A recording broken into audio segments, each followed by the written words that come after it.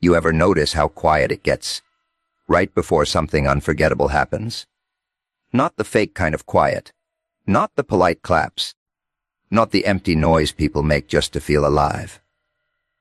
I'm talking about that heavy silence, the kind where every single eye is locked on you. Waiting, watching, judging. Yeah, that moment. Most people break there. Their voice shakes. Their mask slips. They start begging for approval without even realizing it. But you didn't flinch. You stood there like chaos was your natural habitat, like pressure was something you breathe in for fun. Every word you dropped hit like it was calculated, surgical, brutal in the cleanest way possible. And those Dusties, they came in loud, cocky, thinking they could shake you, rattle you, pull you down into their little circus. But you didn't play their game, you rewrote it. You turned their noise into your rhythm, their doubt into your spotlight. And while they were busy underestimating you, you were already 10 steps ahead, dismantling them piece by piece without even raising your voice. That wasn't luck. That wasn't chance. That was control, pure, unapologetic control. You ever stand in that moment, when everything just stops? Not because the world is calm, but because it's waiting, watching, measuring you without saying a word. That silence isn't empty, it's loaded. It's pressure, expectation, doubt, all wrapped up in a quiet so thick you can almost hear your own thoughts trying to betray you. Most people panic there. They rush to fill it. They start talking too fast, too loud, trying to prove something before anyone even asks for proof. They think noise is power. It's not. It's desperation wearing a cheap disguise. Real control starts when you don't rush to break that silence. When you let it sit. When you let them sit in it with you. Because that's where the game flips.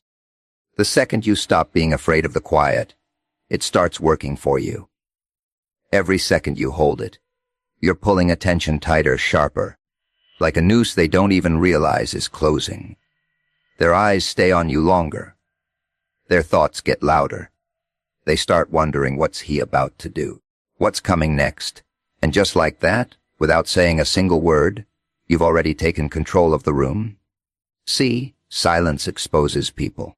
It strips away all the fake confidence, all the rehearsed lines, all the little masks people hide behind. Most can't stand it. They fidget. They look around. They crack. But if you can stand still in that moment, if you can breathe like it belongs to you, then you're not just in the room anymore. You own it. You become the center without asking for permission. That's what they don't teach you. That power isn't in what you say first. It's in when you decide to say it. And the longer you hold that silence, the more dangerous you become. Because now, every word you're about to drop carries weight. It's not just sound anymore. It's impact. It's precision. You're not reacting to the crowd. You're controlling the rhythm of their attention. You're deciding when they lean in, when they feel tension, when they feel release.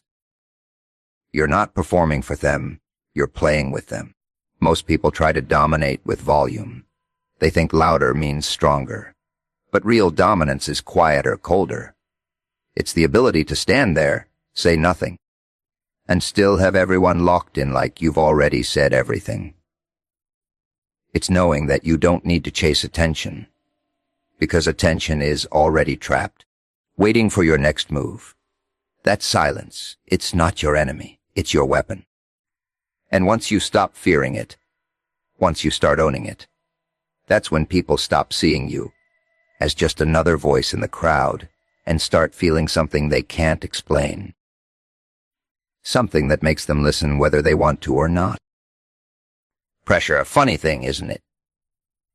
People talk about it like it's some kind of monster lurking in the shadows, waiting to crush you the second the spotlight hits. They feel it creeping up their spine, tightening their chest, scrambling their thoughts until everything they planned just falls apart. You can see it in their eyes, that little flicker of panic, that moment where control slips and instinct takes over. That's when they start reacting instead of deciding. That's when they lose. Because pressure doesn't actually break people, it exposes them. It reveals what's underneath all the confidence, all the talk, all the pretending. And most people, they're not ready for that. They've been comfortable too long, rehearsing in safe spaces, convincing themselves they're in control, until reality walks in and demands proof. And suddenly, they're not leading anymore. They're chasing. Chasing composure, chasing words, chasing anything that makes them feel like they're not drowning. But you don't treat pressure like an enemy. You don't fight it. You don't run from it. You don't let it decide your next move. You let it in. You let it sit right there with you, breathing the same air, trying to get a reaction, and you give it nothing. No panic, no rush, no cracks. Just control. Cold, steady control. See, reacting is easy. Anyone can react. Someone throws doubt at you, you defend. Someone tries to shake you, you tense up. That's instinct. That's survival. But control? Control is different. Control means you pause when everything inside you is screaming to move. It means you choose your response instead of letting the moment choose it for you. It means you understand that pressure isn't something happening to you. It's something you can bend. And once you realize that, everything changes. Now pressure becomes fuel. That tight feeling in your chest, that's energy. That racing heartbeat, that's momentum waiting to be directed. While everyone else is trying to calm down, trying to escape the moment, you're stepping deeper into it. You're using it, sharpening your focus, slowing everything down while the world feels like it's speeding up for everyone else. That's where the gap forms. That's where you separate yourself. Because while they're reacting, you're deciding. While they're stumbling over words, you're placing yours exactly where they hit hardest. While they're overwhelmed by the weight of the moment, you're carrying it like it was built for you. And the craziest part, from the outside, it looks effortless, like none of it is even affecting you. Like pressure just doesn't exist in your world. But it does. You just don't let it control the narrative. You become unpredictable in the calmest way possible. You don't rush when they expect you to rush. You don't crack when they expect you to crack. You hold your ground, steady, deliberate, almost unsettling in how composed you are. And that's what gets inside their heads. Because now they're not just dealing with pressure anymore. They're dealing with you. Chaos people love to pretend they hate it. They act like they want everything clean, predictable, under control. Nice plans, neat outcomes, safe little boxes where nothing unexpected ever happens. But the truth, the moment chaos shows up, most of them fall apart. Because all that control they thought they had, it was fake. It only worked when nothing pushed back. Chaos doesn't ask for permission. It walks in loud, messy, unpredictable, flipping the script, tearing apart plans, exposing every weakness you tried to hide. It's the moment when things stop going your way, when people start doubting you, when the environment turns hostile, and nothing feels stable anymore. That's where most people lose themselves. They start reacting emotionally, making rushed decisions, swinging wildly just to feel like they're doing something. But all they're really doing is proving they never had control to begin with. But you don't resist chaos. You study it. You watch how it moves, how it disrupts, how it throws everyone else off balance. And instead of getting dragged into it, you start shaping it. You realize something most people never understand. Chaos isn't random. It just looks that way to people who can't read it. Underneath all that noise, there's a pattern, a rhythm, and once you see it, you can start playing with it. That's where calculation comes in, not the obvious kind, not stiff, robotic planning that breaks the second something changes. Real calculation is fluid. It adapts. It shifts with the moment without losing direction. You're not trying to force chaos into a plan. You're building a plan that thrives inside chaos. Every move you make isn't rushed. It's intentional. Every reaction you don't give is just as powerful as the ones you do. While others are overwhelmed, you're observing. While they're scrambling, you're positioning. You're letting them exhaust themselves, letting them reveal their patterns, their habits, their desperation. And then you move. Not wildly, not emotionally, but precisely. Like you've been waiting for that exact moment all along. That's what makes it unsettling. Because from the outside, it doesn't look like you're surviving chaos. It looks like you're controlling it.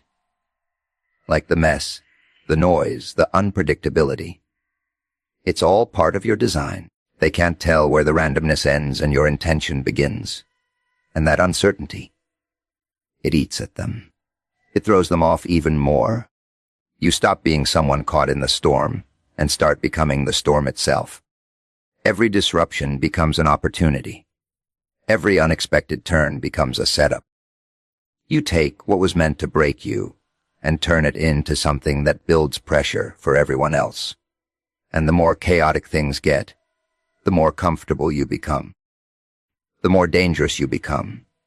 Because now you're not just reacting to the environment, you're shaping it in real time. You're turning disorder into structure, noise into strategy, confusion into clarity. And while everyone else is trying to escape the chaos, you're right there in the middle of it, calm, calculated, completely in control of what comes next. Doubt it's everywhere, isn't it?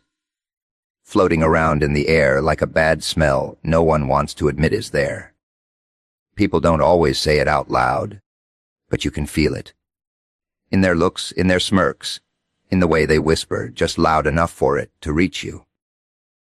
They size you up, measure you against their own limits, and decide what you're capable of based on what they could never do themselves. And the funny part, most people let that get to them. They shrink, hesitate. Second, guess every move like those opinions suddenly became facts. That's where they lose. Because doubt, it's not actually about you.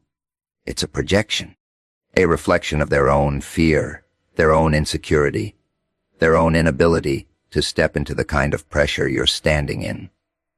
But instead of seeing it for what it is, most people absorb it. They carry it. They let it weigh them down until it becomes part of their identity. And once that happens, they start playing small without even realizing it. But you don't carry it. You use it. Every look, every whisper, every quiet assumption that you're not enough, it doesn't slow you down, it sharpens you. It turns into fuel. Not the loud, explosive kind that burns out fast, but something colder, more controlled. Something that sits beneath the surface, pushing you forward without needing to be seen. You start to understand that doubters are predictable. They always show up at the same moments, right before something big, right when the pressure rises, right when the stakes get real. They don't believe in you because they don't understand you. And that lack of understanding, that's your advantage. Because while they're busy underestimating you, you're operating without resistance. They're not preparing for you. They're not adjusting for you. They've already decided you're not a threat, and that's exactly what makes you dangerous. You don't argue with them. You don't try to prove them wrong with words. That's what they expect. That's what everyone does. Instead, you let them believe whatever they want. You let them stay comfortable in their assumptions. And then you move. Quietly, precisely, effectively. Every action you take starts hitting harder because they didn't see it coming. Every step forward feels bigger because they never thought you'd take it. And slowly, that doubt they had, it starts turning into confusion, then discomfort, then something heavier they can't ignore anymore. But by the time they realize it, it's already too late. Because you're not reacting to their doubt, you're building off it.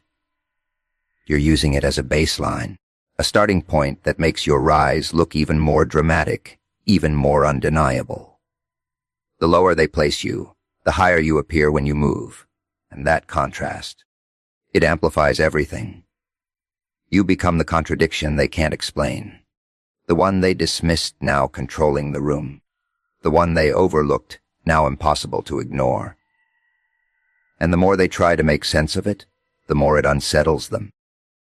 Because it forces them to confront something they've been avoiding the whole time. That they were wrong. And you never had to tell them that. Unpredictable, that's the word that makes people uncomfortable.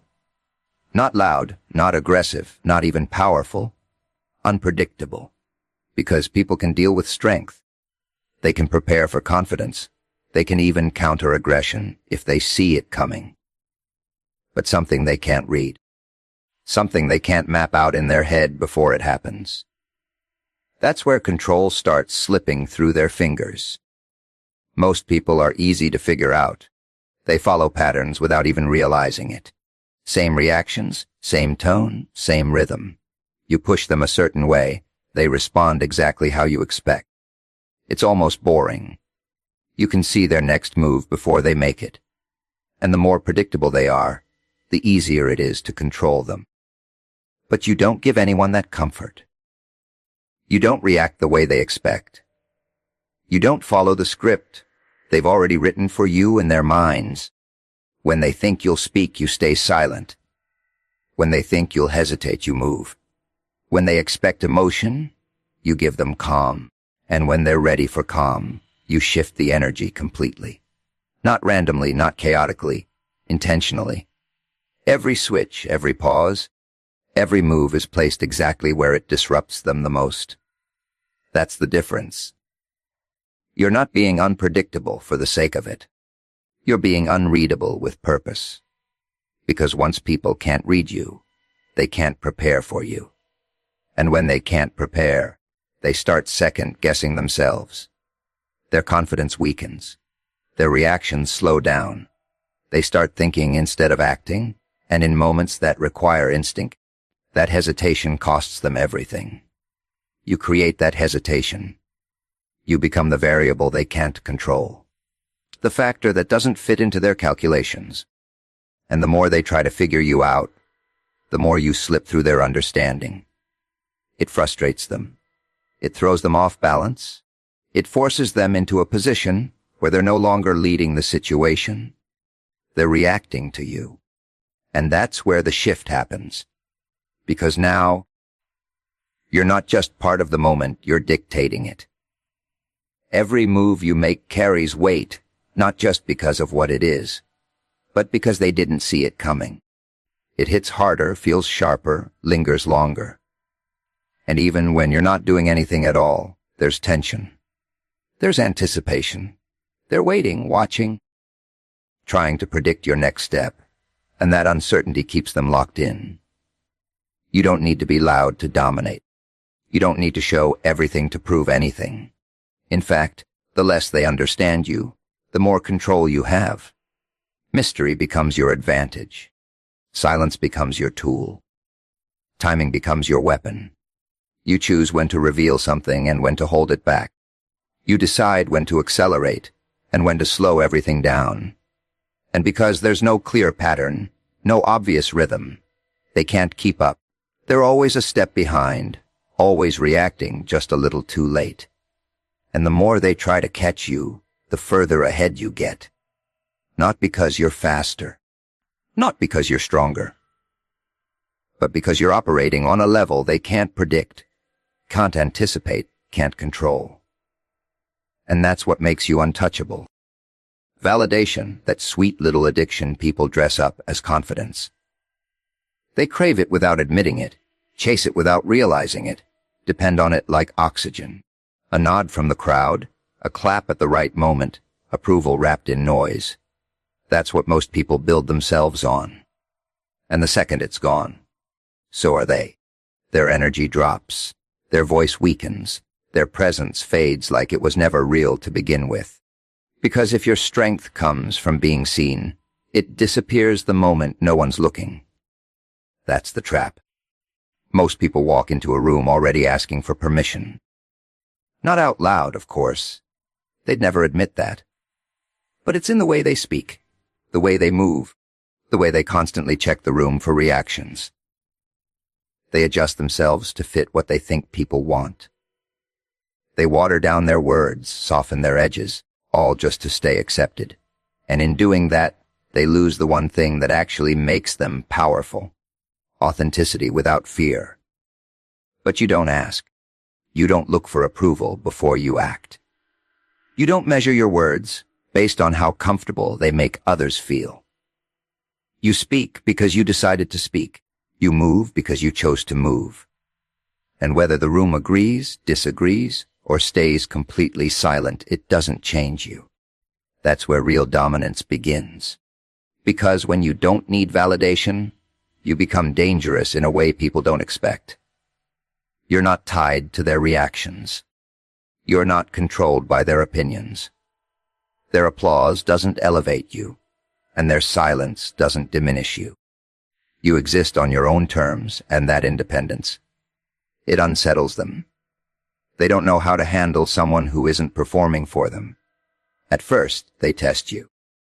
They hold back reactions, they stay quiet, they try to see if you'll crack, if you'll start chasing their approval like everyone else does. But you don't. You stay the same. Steady, grounded, unaffected.